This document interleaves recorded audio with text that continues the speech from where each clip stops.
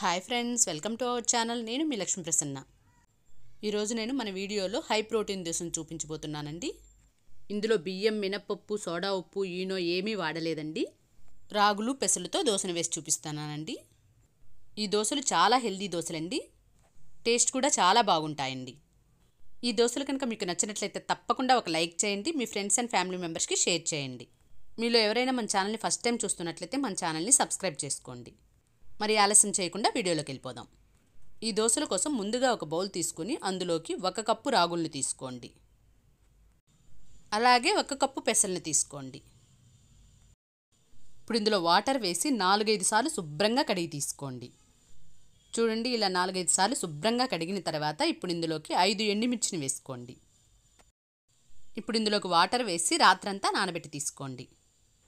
చూడండి, ఉదయానికల్లా మనకి రాగులు, పెసలు బాగా నానిపోయాయి.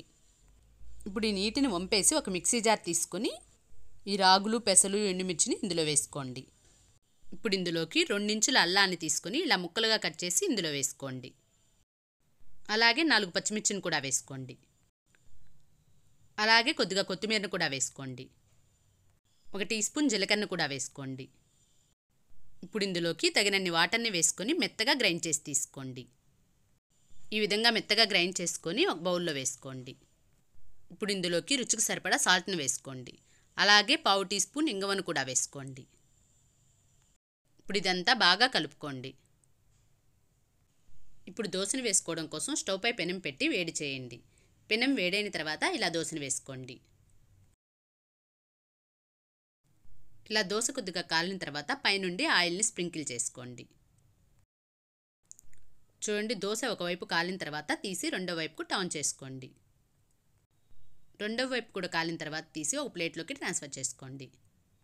ఇలానే ఆనియన్ దోశను కూడా వేసి చూపిస్తానండి.